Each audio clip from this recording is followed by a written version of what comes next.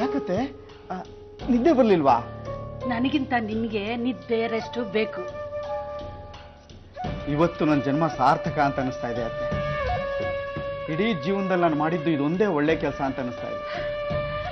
ಮಾಡ್ತಾ ಮಾಡ್ತಾ ಎಂಥ ಒಳ್ಳೆ ಕೆಲಸ ಮಾಡ್ಬಿಟ್ಟಿಯಪ್ಪ. ಸದಾ ಈ ಮನೆಗೆ ನೆಮ್ಮದಿ ಇರೋಂತರ ಮಾಡ್ಬಿಟ್ಟೆ. ಅಯ್ಯೋ, ತುಂಬಾ ದೊಡ್ಡ ಮಾತಾಯ್ತು. ನಾಳೆ ಆಸ್ಪತ್ರೆಗೆ ಹೋಗ್ತಿದ್ದೀನಪ್ಪ. ಅವಳು ಹೇಳ್ತೀನಿ, ನಾನು ನಿನ್ ಗಂಡನ್ನ ಯಾವಾಗ್ಲೂ ಬೈತಿದ್ಯಲ್ಲ, ಅವನು ಎಷ್ಟು ಒಳ್ಳೆ ಕೆಲಸ ಮಾಡಿದಾನೆ ಗೊತ್ತಾ?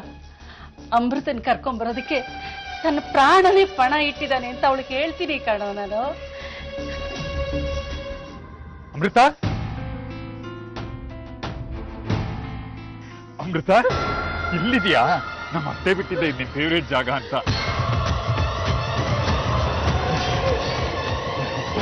ಅಮೃತ ಹೇಗಿದ್ಯಾ ಪುಟ್ಟ? ನಿನ್ ಮನೆಗೆ ಬರಲಿ ಅಂತ ನಾವು ಜೀವ ಹಿಡಿದು ಕಾದಿದ್ವಿ.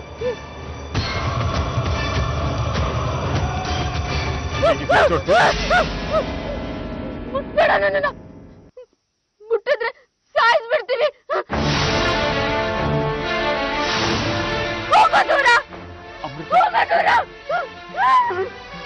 ಅಮೃತ, ಅಮೃತ, ಇವ್ರು ಯಾರು ಅನ್ಕೊಂಡಿದ್ಯಾ?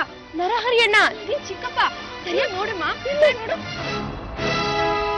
ಇಲ್ಲ ಸಾವಿತ್ರಿ,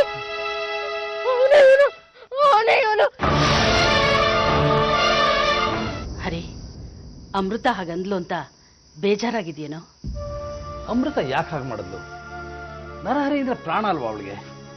ಅಲ್ವಾ ಅಣ್ಣ, ನಾನು ಅಮೃತನ್ನ ಯಾವಾಗ ನೋಡ್ತೀನೋ ಅಂತ ಕಾಯ್ಕೊಂಡಿದ್ದೆ ಅಲ್ವಾ? ಅವಳು ಹೆದರ್ಕೊಂಡಿದ್ದಾಳೆ ಕಣೋ. ಮನೆಯವ್ರನ್ನ ಬಿಟ್ಟು ಅವಳು ಯಾರ ಜೊತೆಲೂ ಬೆರ್ತವಳೆ ಅಲ್ಲ. ಅಂಥದ್ರಲ್ಲಿ ಬೇರೆಯವ್ರ ಜೊತೆಲಿ ಇದ್ಲು ಅಂದ್ರೆ ಹೆದರಿಕೆ ಆಗಲ್ವಾ? ಹೌದು ಅತ್ತೆ, ನೀ ಹೇಳ್ತಿರೋದು ನಿಜ. ಅವಳು ವಿಪರೀತ ಹೆದರಿದ್ದಾಳೆ. ವಿಚಿತ್ರವಾಗಿ ಆಡ್ತಿದ್ಲು ಅಲ್ವಾ ಸಾವಿತ್ರಿ? ಯಾವುದಕ್ಕೂ ಡಾಕ್ಟರ್ ಮಾನಸ್ ಅವ್ರನ್ನ ಕರ್ಸೋದು ಒಳ್ಳೇದು. ಅವಳಿಗೆ ಜ್ವರ ಬಂದ್ಬಿಡ್ಬೋದು ಭಯಕ್ಕೆ.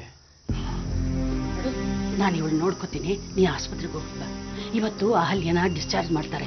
ಅವಳು ವಿಷಯ ಹೇಳ್ಬೇಡಪ್ಪ, ಇದೇನೇಪ್ಪ ಅಂತ ತವ್ರ ಮನೆಗೆ ಹೊರಟ್ಬಿಡ್ತಾಳೆ. ಸರಿ ಅತ್ತೆ.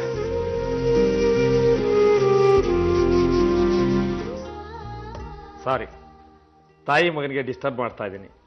ಆದರೆ ನಾ ಹೇಳೋ ಸುದ್ದಿ ಕೇಳಿದ್ರೆ ನಿಮ್ಮ ಖುಷಿ ಇನ್ನೂ ಜಾಸ್ತಿ ಆಗುತ್ತೆ.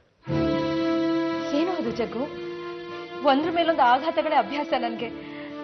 ಈ ಥರ ಸಂತೋಷ ಸುದ್ದಿಗಳನ್ನ ಕೇಳಿದ್ರೆ ನಾನು ತಡ್ಕೋತೀನೋ ಇಲ್ವೋ? ಬೇಗ ಹೇಳೋ. ಅಮೃತರಾವ್ ಮನೆಗೆ ಬಂದಿದ್ದಾಳಂತೆ.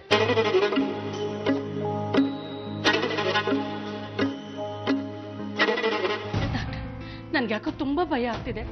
ಅವಳು ಹೇಗೇಗೋ ಆಡ್ತಿದ್ದಾಳೆ, ಏನೇನೋ ಮಾತಾಡ್ತಿದ್ದಾಳೆ. ಏನ್ ಮಾತಾಡ್ತಾಳೆ? ಅವಳು ಅವನ್ನ ಹೊಡಿತಿದ್ದಂತೆ, ಇಂಜೆಕ್ಷನ್ ಕೂಡ ಕೊಡ್ತಿದ್ದಂತೆ. ಹೌದು, ಅವಳು ಜಾಸ್ತಿ ಗಲಾಟೆ ಮಾಡಬಾರ್ದು ಅಂತ ನಿದ್ರೆ ಡೋಸೇಜ್ ಕೊಟ್ಟಿರ್ಬೋದು, ಅಥವಾ ಡ್ರಗ್ಸ್ ಏನಾದ್ರೂ ಕೊಟ್ಟಿರ್ಬೋದು. ಅದು ಮೈ ಮೇಲೆ ಎಚ್ಚರ ಇಲ್ದಂಗೆ ಮಾಡುತ್ತೆ. ಅಯ್ಯೋ ದೇವ್ರೆ, ನನ್ಗೊಂದು ಅನುಮಾನ ಇದೆ. ಅದು ಅನುಮಾನ ಅಷ್ಟೇ.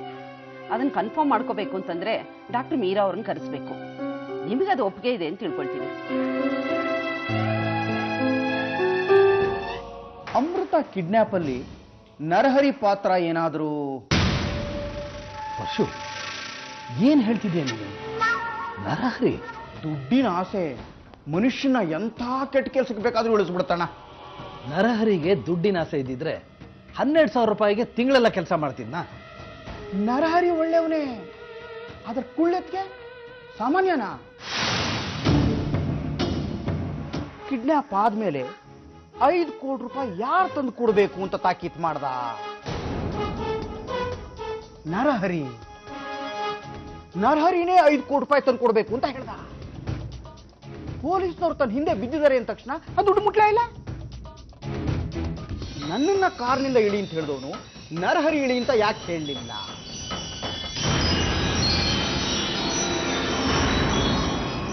ಸಾವಿತ್ರಿ